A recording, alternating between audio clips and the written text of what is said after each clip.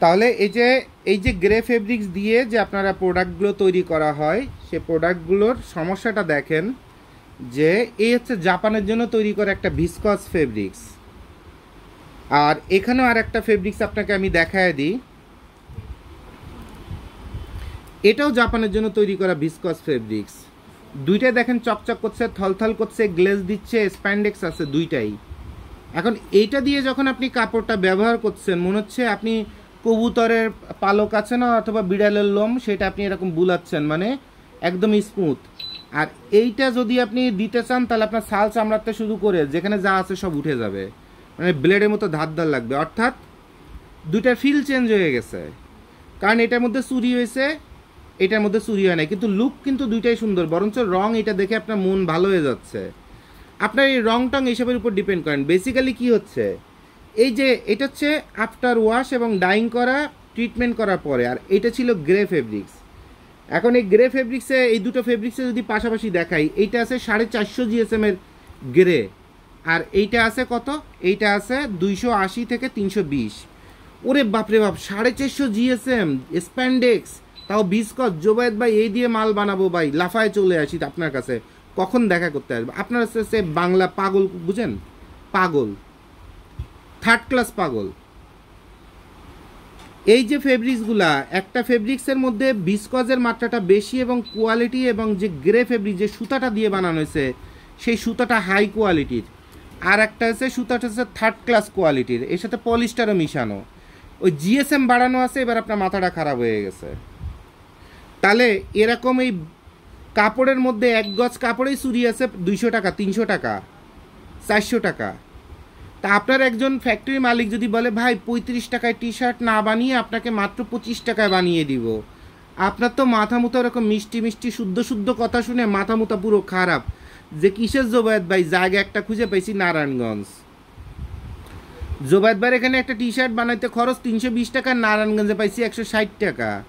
তাহলে নারায়ণগঞ্জ কেন আপনার বস না? নারায়ণগঞ্জ হচ্ছে নিটের উপরে বস, কমের মধ্যে ভালো প্রোডাক্ট বানানো যায়।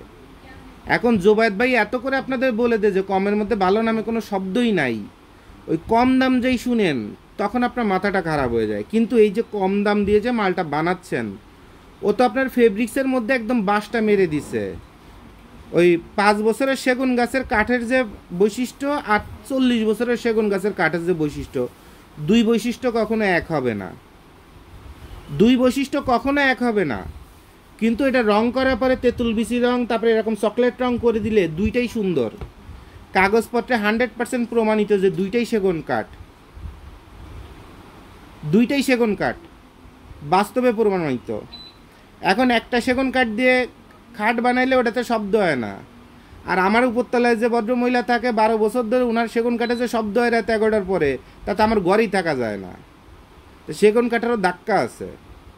তা আপনারা যে কাপড়গুলো বানান, এটার ধাক্কা কি জানেন? কমের মধ্যে ভালো মাল বানান, কমের মধ্যে নিয়ে যান, কস্টিং হিসাব করেন, লাভ হিসাব করেন, চোখ মুখ সব লাল হয়ে যায়, শরীর জিহ্বা সব লাল হয়ে যায়।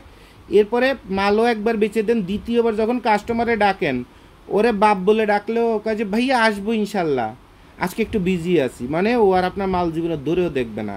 তা আপনার রিপিটেড কাস্টমারই যদি না থাকে, তো ওই কমের মধ্যে কন্টেনারকে কন্টেনার ভরে ভরে মাল বানায় কোনো লাভ আছে? আর বিদেশে নিয়ে নিয়ে ওরকম গোডাউন ভাড়া করে রেখে রেখে, যে আজকে সকালে আমেরিকা এক ভদ্রমূল্যের সাথে কথা হলো, উনি এই যে স্টকলেটের মাল কিনে কিনে তারপরে রাখছে আমেরিকায়, গোডাউন ভাড়া দিতে দিতে উনি দেউলিয়া, এখনও 2 বছরের একটা মালও বিক্রি করতে পারে না, কারণ কমের মধ্যে স্টকলেটের ভালো মাল নিয়েছিল।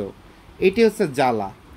তো আপনারা ওই যে 5 টাকা একটা সিএম অথবা মজুরি চিন্তা করেন, ওইটা চিন্তা না করে সবার আগে দেখবেন মার্কেটে সবাই 35 টাকা সিএম করেও ফ্যাক্টরি বন্ধ হয়ে যাচ্ছে। আরে বেটা, আমারে 25 টাকায় মাল বানায় দিবে, তাহলে আমার ঘা দিবে কোথায়?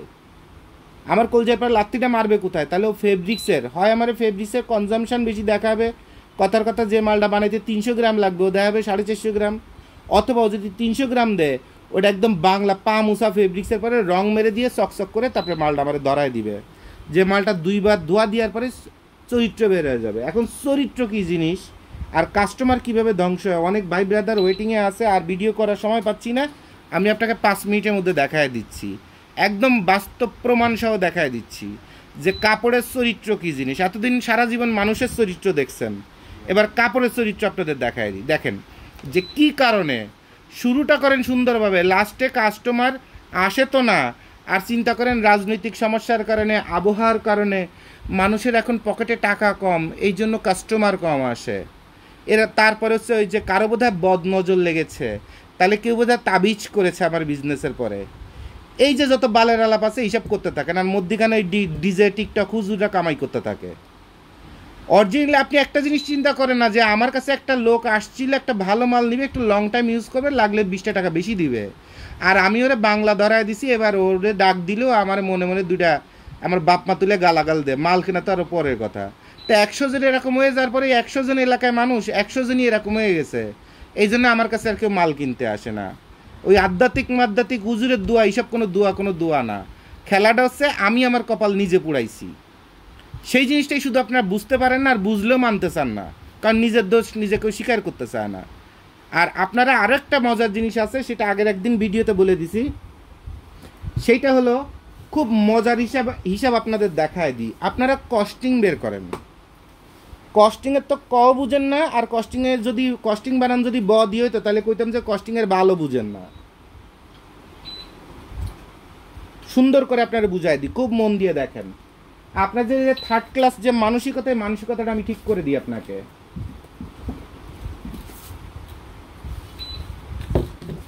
থার্ড ক্লাস মানসিকতাটা আপনাকে এখনই ঠিক করে দিচ্ছি। কস্টিং খুব মন দিয়ে দেখেন। এক ভদ্রলোক চায়না থেকে অথবা বাংলাদেশ থেকে 20 লক্ষ মাল বানাইছে। আরে গোড়ার ডিমের কলম, একটা কলম কিনলি সেটাও বেজাল, কমের মধ্যে ভালো মাল, যন্ত্রণা। আচ্ছা এই আসেন দেখেন, এরকম থার্ড ক্লাস কলম বানাইছে কোন কোম্পানি? এটা অত কোম্পানির নামও উঠে গেছে, এটাও বোধহয় নারায়ণগঞ্জে বানাইছে। আচ্ছা যাই হোক, আসেন। এক ভদ্রলোক মনে করেন 10 লাখ টি শার্ট বানাইছে, হয় বাংলাদেশ, নয় ইন্ডিয়া, নয় ভিয়েতনাম, নয় কম্বোডিয়া, কোনো দেশ থেকে, নয় চায়না বানাইছে। এখন সে যখন 10 লক্ষ টি শার্ট বানাইছে, তার রেট পড়ছে কথার কথা $1.5 অথবা $2। ধরেন $2, আমি রাউন্ড হিসাব করি, $2 তার খরচ পড়ছে, $2। আর এই 10 লক্ষ মাল সে যখন বানাইছে তখন তো সে কন্টেনারে নিছে 35,000 পিস করে, অথবা 60,000 পিস করে, অথবা কি হয়েছে 75,000 পিস করে আপনার একটা কন্টেনারে ঢুকছে। তাহলে কথার কথা এরকম 10 কন্টেনার অথবা 15 কন্টেনার মাল নিয়ে মনে করেন ইটালিতে নিয়ে যে তার গোডাউনের মধ্যে ঢেলে দিছে।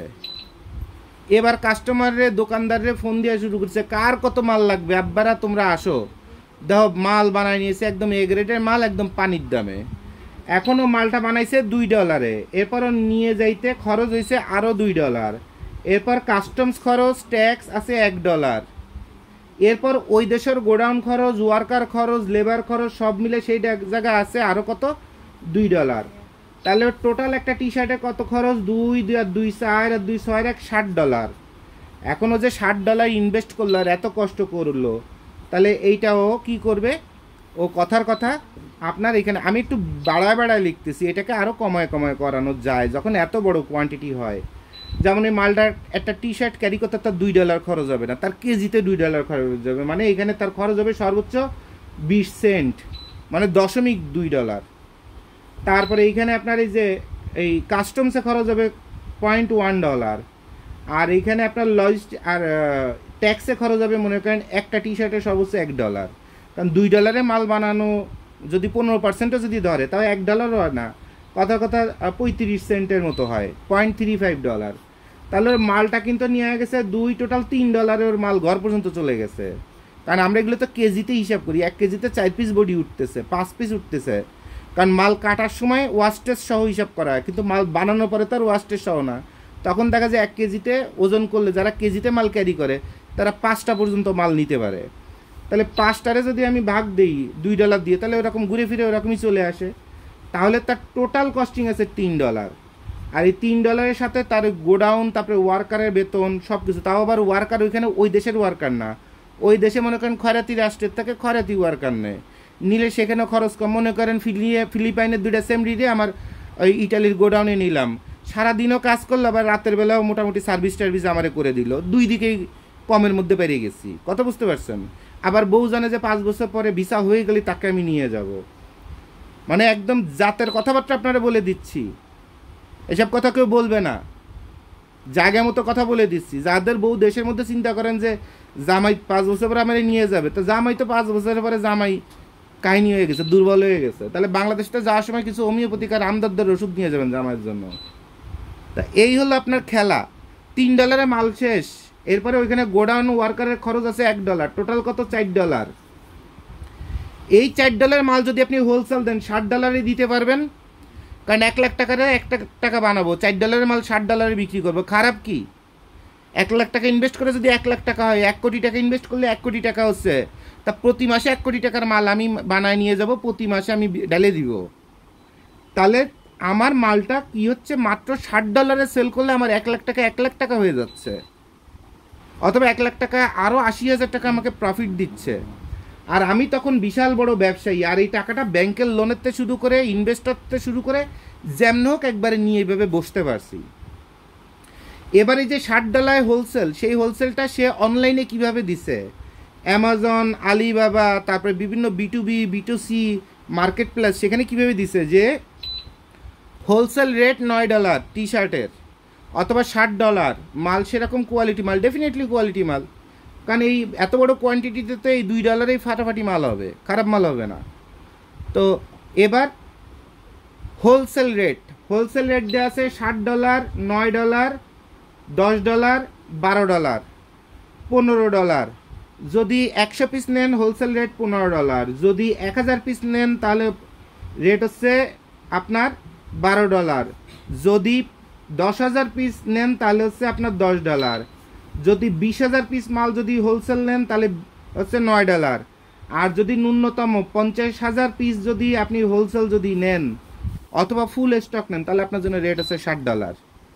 এখন বাংলাদেশে বিদেশ থেকে যেসব ভাই ব্রাদার যোগাযোগ করেন, তারা কোন ভাই দেখছেন অনলাইনে, একটা স্ক্রিনশটও পাঠা দিয়ে দেখেন ভাই $60 টি শার্ট বিক্রি হয়, তা বাংলাদেশে তা আপনার কাছ থেকে যদি $4 একটা টি শার্ট বানাই তাহলে আমি কত করে বেচবো?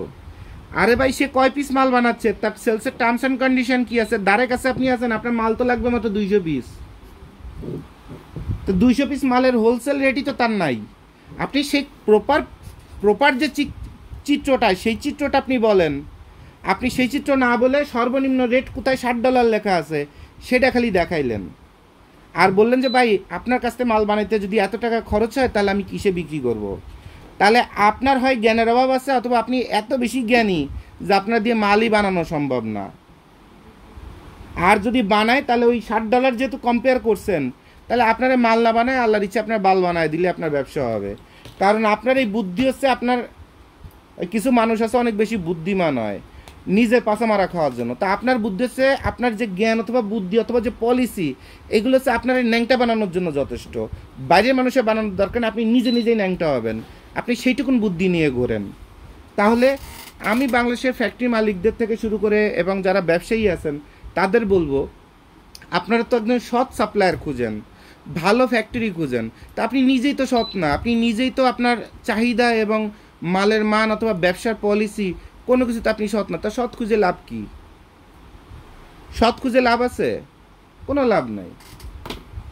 আমি টাকা দেবো 1 লাখ, আবার বড় লোকের সুন্দরী চেহারার আবার ভালো মাংসওয়ালা 36 সাইজের মেয়ে বিয়ে করব, এটা তো সম্ভব না ভাই। 1 লাখ টাকা নিয়ে যাইতে হবে দৌলত দিয়ে আঘাটে, এক রাতেই শেষ। বাংলা রেটে বাংলা জিনিস পাবেন, বাংলা কথা। তো এত স্বপ্ন দেখবেন না, এত স্বপ্ন চিন্তা করবেন না, আর মুখ দিয়ে এত কথাও বলবেন না। জোবাদ ব্যাসের জিনিস, ডাইরেক্ট জিনিস, একদম ডাইরেক্ট বলে দেওয়া জিনিস। জোবাদ ভাইয়ের কাছ থেকে আসতে গেলে এরকম একদম বেসিকটা নিয়ে চলে যাবেন, জিনিস নিয়ে যাবেন, আবার জিনিস দিয়ে যাবেন। ঠিক আছে, এবার আসেন আপনার যে কমের মধ্যে ভালো মাল বানান তার চরিত্র কী হয় তার প্রমাণ আপনাদের দেখায় দিই। আপনাদের এই স্যাম্পলগুলো আগেও দেখাইছি, কিন্তু এই যে ভিডিওর সিকোয়েন্সের কারণে ভিডিওতে আপনাদের মনে রাখতে এবং বুঝতে সুবিধা হবে, এই কারণে এই ভিডিওটা আবার আমি এই ছবিগুলো আবার আপনাদের আমি দেখায় দিচ্ছি। আপনারা যখন কমের মধ্যে স্টক লটের মাল কিনেন, সেই মালগুলো দেখতে, প্যাকিং করা, তারপরে কেয়ার লেভেল সব কিছু খুব সুন্দর হয়। নাম্বার 1 হচ্ছে, এটা যখন কপি মাল কিনেন বিদেশে যায় মালটা, তখন কী হয়েছে, এটা সবার আগে বর্ডারে আটকায় দিয়ে আপনার টাকা পয়সা সব ধ্বংস করে ফেলে দেয়, আপনার লাইফের জমানো সব টাকা শেষ। এরপর এটা যখন এই যে টেম্পার এগুলো শুরুতেই কোনো টেম্পার থাকে না, দেখতে খুব সুন্দর ফার্স্ট ক্লাস, কিন্তু এর কোনো টেম্পারই নাই। তাই মাল নিয়ে কী করবেন? এ কাস্টমার আপনার শুরু এক দোয়া দিলে এটা ডাবল হয়ে যাবে, বাইরের দিকে বেরোয় থাকবে, এরপরে এটা ববলিন চলে আসবে। তাহলে এই মাল দিয়ে আপনি কী করবেন? আপনার কাস্টমারই শেষ। তাহলে এই মাল যে আপনি লাখ লাখ পিস নিয়ে যাবেন, 4টা কালার 10টা কালার, হ্যাঁ সাইজ এসে মিলানো মাল, এ মাল দিয়ে কিচ্ছু করতে পারবেন না, কাস্টমার শেষ। এরপরে স্টক লটে এরকম সুন্দর সুন্দর অরিজিনাল এ গ্রেডের মাল পাবেন। হ্যাঁ ভাইয়া, আপনারা বলেন যে ভাইয়া এটা কি অরিজিনাল লেভেল? ভাইয়া কেয়ার লেভেল আছে, ভাইয়া অমুক আছে তমুক আছে, সবই তো আছে রে ভাই, সবই আছে, এই যে কাটা লেভেল সবই আছে। বাট প্রবলেমটা তো এটা প্রিন্টে মার খাইছে। এদিকে আসেন তো, এই প্রিন্টটা একটু টান দেন তো ধরে, এটা একটু টান দেন ধরে, এটা ধরে টান দেন। প্রিন্টটা ফাটছে কত জায়গায় দেখেন। হ্যাঁ, এই প্রিন্টটা শক্ত করে টান দিলে দেখবেন এই প্রিন্টটা ফেটে গুঁড়ো গুঁড়ো হয়ে গেছে। এটা টেম্পার নাই, এটাতে টেম্পার নাই, ঠিক আছে? এখানে যখন টান দিবেন আপনি বুঝতে পারবেন যে এটা টেম্পার লস করে এটা ফেটে গেছে। এই প্রিন্টটা আমি এক হাত দিয়ে ধরে আসলে দেখাতে পারতেছি না, আর উনি মেয়ে মানুষ, উনিও এটা পারতেছে না। তো যাই হোক, এখন এই কাপড়টা তাহলে আপনি স্টক লটে কমের মধ্যে কথার কথা 80 টাকা 90 টাকা 100 টাকা পেয়ে বিদেশে বেচতে গেলেন, মালই তো কাস্টমার আটকায় দিবে। আর এরপরে যখন গুঁড়ো গুঁড়ো দানা দানা হয়ে হিসাবে প্রিন্ট উঠে যেতে থাকবে, তখন আপনার কাস্টমার সব শেষ। তাহলে এটা আপনি ব্যবসা করতে পারবেন না। এরপর আমাদের দেশে কপি মাল যারা বানায় বিক্রি করে, ওই যে একদম থার্ড ক্লাস ফেব্রিক্স দিয়ে এরকম ব্র্যান্ডের মাল বানায়, এই ফেব্রিক্সগুলো, তারপরে এই যে আপনার কপি মালগুলো বানায় লো কোয়ালিটি করে, ঠিক আছে? এগুলো কিন্তু সব কিছু অ্যাভেলেবেল, সব অ্যাভেলেবেল। বাট এইটা এরপরে দেখেন আরও কমের মধ্যে যারা মাল বানাইতে চান, তারা দেখেন এই যে মাল বানাচ্ছে, সুন্দর হ্যাং ট্যাগ দিয়ে দিছে। আর ওই যে স্টক লটের যে মাল কিনছে না, স্টক লটের সিঁড়া ফাটা মাল, সেই সিঁড়া ফাটা ধরা পড়ছে বলে এখানে যে রিপু করে দিছে, রিপু করে দিয়ে এটাই নাকি স্টাইল। বেসিক্যালি এটা মালটা এখানে ছিল ছেঁড়া, এই ছেঁড়া মালের পরে ওই খালি প্রিন্টিংয়ের ব্যবসা করে, যে ঘরে ঘরে দেখেন না ডিটিএফ ব্যবসা করুন, মাসে লাখ টাকা কামাই করুন, এইসব মাল বানায়। আর এরকম ছেঁড়া মালরে এরকম জিগজ্যাগ মেশিন দিয়ে এমব্রয়ডারি করে এরকম চাপায় দেয়, চাপায় দিয়ে এরকম মাল বিক্রি করে। অর্থাৎ ছেঁড়া মাল, টেম্পার মাল, টেম্পারলেস মাল, খালি সুন্দর একটা হ্যাং ট্যাগ, সুন্দর করে বাস করা, সুন্দর একটা পলি আর সুন্দর একটা প্রিন্ট। এটা দেখেই চিন্তা করলেন যে ভাই এটা তো মাথা নষ্ট করা মাল, কিন্তু এটা তো ওই স্টক লট একটা মালের পরে আলাদাভাবে জোড়া দিয়ে এভাবে একটা ব্র্যান্ডের মতো দাঁড়া করায় কত টাকায় বেচা হচ্ছে, তাও আবার জিবিপি 45 জিবিপি বসায় দিচ্ছে, ওরে বাপরে বাপ। তা এইভাবে আপনার এই আমাদের দেশে এইভাবে, এবং ইন্ডিয়া এরাও এইসব বগিযোগী যত বায়ার আছে, ব্যবসায়ী আছে, তারা এরকম মাল বানায় বিক্রি করে। এরপরেই আর একটা মাল পেলাম, এটাও আপনার কি দেখেন অরিজিনালের মতো করে বানাইছে মালটা, কাস্টমারদের পুরো মাথা নষ্ট। দেখেন মালটা অরিজিনালের মতো করে বানানোর চেষ্টা করছে। এখন এই মালটা যদি সুন্দরভাবে যদি শুয়াই দিই, দেখেন একদম অরিজিনালের মতো করে মাস্টার কপি বানাইছে। আপনারা ছবি যখন দেখেন সুন্দর ছবি দেখেন, বাস্তব দেখেন, বাস্তবে বডি গেছে এটা কোথায়, এটা বডি আসছে কোথায়, এটা টেনে টুনে কোনো মতে এইটুকুন দাঁড় করানো গেছে বডির সৌন্দর্য, বুঝছেন? এরপরে এই লেভেলটা হিট সিলটা মার্কেটে পাওয়া যায়, বানানো যায়। এরপর এই টুইল টেপটা চলে আসছে সামনে, এটা চলে গেছে পিছনে। এরপর কলার ভাঁজ হয়ে কলারের বেসিক পজিশন হয়েছে এই, সেলাইয়ের মান হয়েছে এই, আর এরপরে এই যে মিডিল পজিশনে যে প্রিন্টটা দিবে সেই প্রিন্টের অবস্থা হয়েছে এই। তা এই হচ্ছে ন্যাচারালি আমি একটা বডি যখন এই রাখলাম, ন্যাচারালি একটা বডি আমি যদি রাখি, তাহলে এই হচ্ছে বডি। তো এত টাকা খরচ করছেন, নিটিং ডাইং করে সব কাজ করছেন, টুইল টেপটাও নিটিং ডাইং করছেন, ভাই 20টা টাকা অথবা 10টা টাকা বেশি খরচ করলে তো এই মালটা একদম এ গ্রেডের মাল হইতো। তা এই হচ্ছে আপনারা যে ফ্যাক্টরিতে যে ভাইয়া এই 60 টাকা সেলাই কেন ভাইয়া, এটা 40 টাকা হয় না, এইটা করতে যে আপনারা এই বাসটা মারেন, নিজের কপাল নিজে পোড়ান, এইসব কাজ করেন। তো আপনারা এই যে কস্ট বাঁচানো দাম বাঁচানো এগুলো করতে করতে করতে করতে লাস্টে এটা টেম্পারও লস করে ফেলছেন, জিরো টেম্পারে আছে। তা এই হচ্ছে আপনারা এই যে মার্চেন্ডাইজিংয়ের অল্প বিদ্যা শিখে বাইং হাউসের এমডি হইতে চান, হইতে যে আবার অনলাইনে যে অরিজিনাল মাল বলে সারপ্লাস বলে বিক্রি করে করে যা করতে চান, ফাইনালি আপনারা এইসব ডাস্টবিনের প্রোডাক্ট তৈরি করেন অথবা ডাস্টবিন প্রোডাকশন দেন। তো এই হলো ঘটনা। আর এইসব মাল যখন একবার দুইবার ব্যবহার করা হয়, তার চরিত্র এরকম বের হওয়া শুরু করে,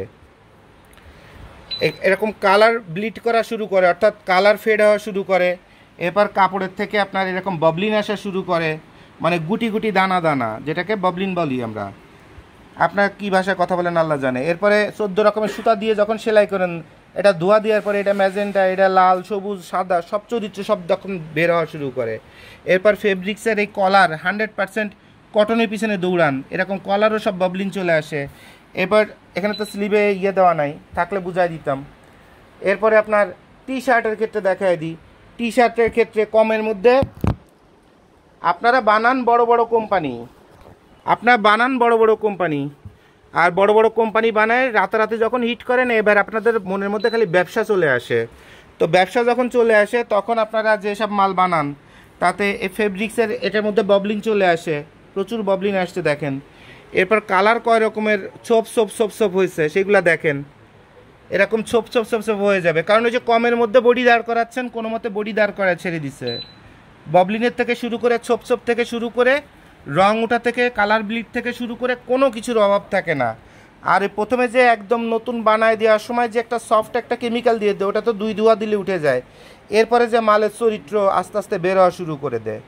তো এই কাজপটটা 2, 4, 5 ধোয়া দেওয়ার পরে অথবা 15 দিন ব্যবহার করার পরে যখন একটা ব্র্যান্ডের মালের যখন এই অবস্থা হবে, তখন আপনার কাস্টমার কি থাকবে না। তাহলে বন্ধুরা আশা করি আপনারা বুঝতে পারছেন যে আপনাদের কমের মধ্যে ভালো মাল বানাইতে গেলে আপনার ব্যবসাটা লং টাইমে কিভাবে ধ্বংস